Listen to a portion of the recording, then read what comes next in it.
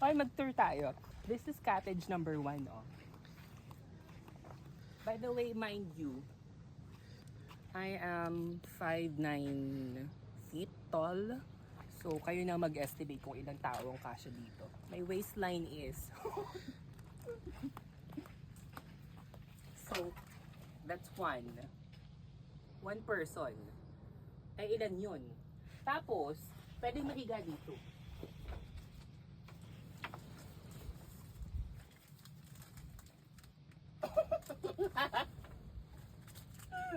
Makita yung panty ko. Tapos you have 2 tables here. Basta malaki to, look ko. Nakadipa na ako, ah. Basura. Palinis natin mamaya. So that's cottage number 1. Now this is cottage number 2. Medyo smaller version. But what I like about cottage number 2 is near the lavatory. Why? Lavatory. Tingnan natin kung gumagana yung gripo. Uy, gumagana. This is Nawasa. And we also have this lutuan. So, this is cottage number 2, the one I'm talking about. Siguro kaya dalawa yung table doon. Dito yung isa, no? I think so. Tapos patutulog ulit tayo.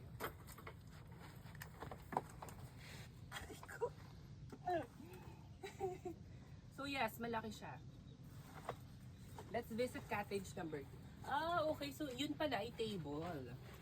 So, this one is the table pala. Kasi tinan mo, look at the cottage number 3. Oh, meron silang table. Right?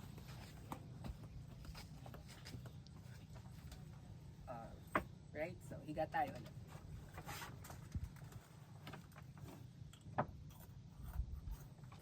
Aso! Ang tagay. Alam ko maganda rin yung kasunod na cottage. Cottage number...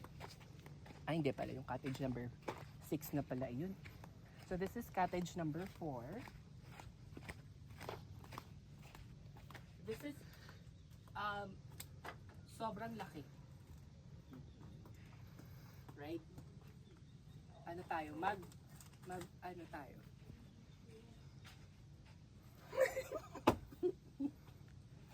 Wala ka force. Wala ka energy braso ko. Oh, ang laki ng lamesa dito. Look.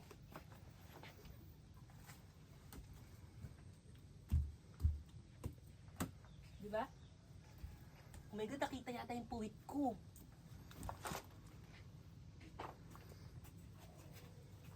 Oh, dito ang kanilang lababo. Very nice. Tapos may mga tent doon.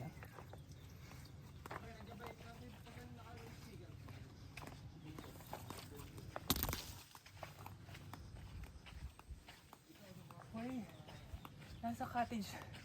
Napagod ako. Dahil sa pag-akit sa lamesa. This is cottage number 6. Oh, this is medyo makulimlim. But it has the lutuan also. And then the lababo over here. So let's visit the next cottage. This is number 6, right? So go to number 7.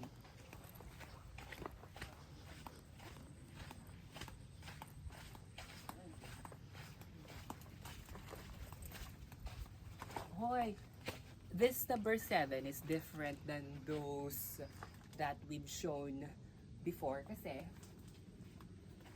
dito, pwede tayo maglagay dito ng queen size bed. If I'm not mistaken, pwede kayong magrenta dun sa chin-chin ng foam, ng mattress.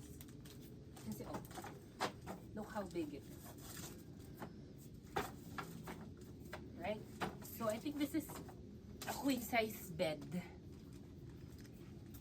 Tapos, these are chairs.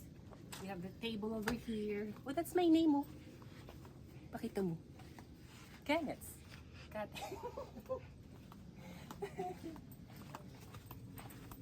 But did we show the lutuan na? Dito kayo magpiprito ng itlog, dito kayo magluluto ng kanin. I think, That's ihaw naman.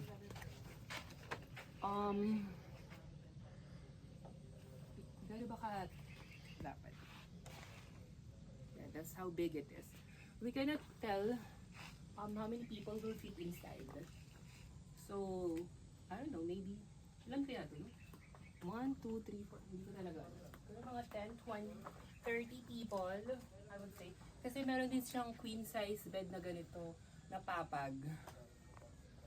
Let's visit the other cottage. Anong cottage number ano na ba tayo? Number 8.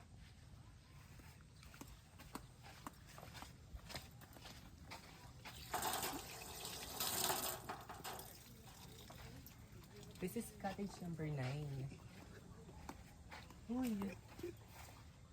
I think this is gas. This is gas nga. This one. So dito tayo mag-iihaw ng hotdog. Ng ate, good morning. Also, ay, parang mas okay dito. Pero, ano, ang taas, wait. Oh my God. Oh, ang laki niya. Pero I think this is also a queen size bed. This papag over here. Okay naman siya. Oh. Matibay, right? I don't know how heavy I am. Maybe 60 kilograms. Pagod na ako.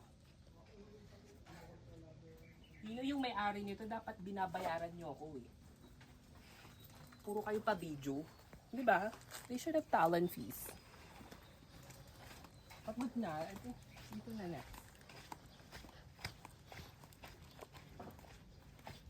Saan ka pupunta si ate? Nakita mo?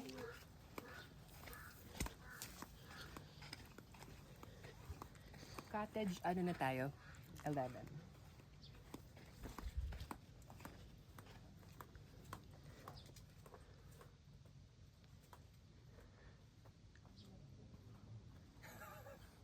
Hindi ko na lang sasabihin ko.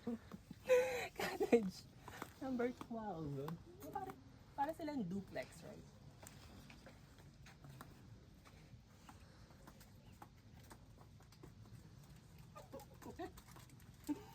Share kayo ng lutuan. How are you? So, kunwari magluluto tayo ng ano, pulutan. May bang pulutan? Tulingan, di ba? Malaking isda. Mga yellowfin, bluefin, mga ganun.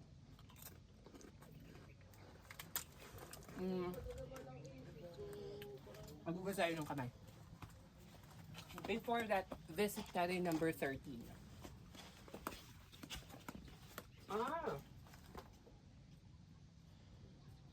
Hindi ko alam kung ano estimate nito kasi mahaba yung ano, higaan. Bilangin natin sa... Aray! 1, 2, 3, 4, 5, 6, 7.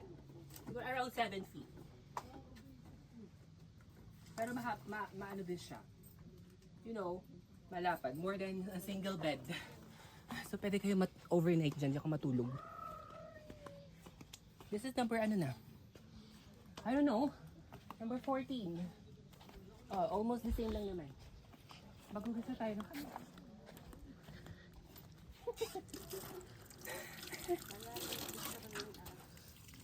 At may tao pa doon, honey. Wala na, kukubiran ko lang. Wala na? Sige ate. Later, we will showcase this cottages.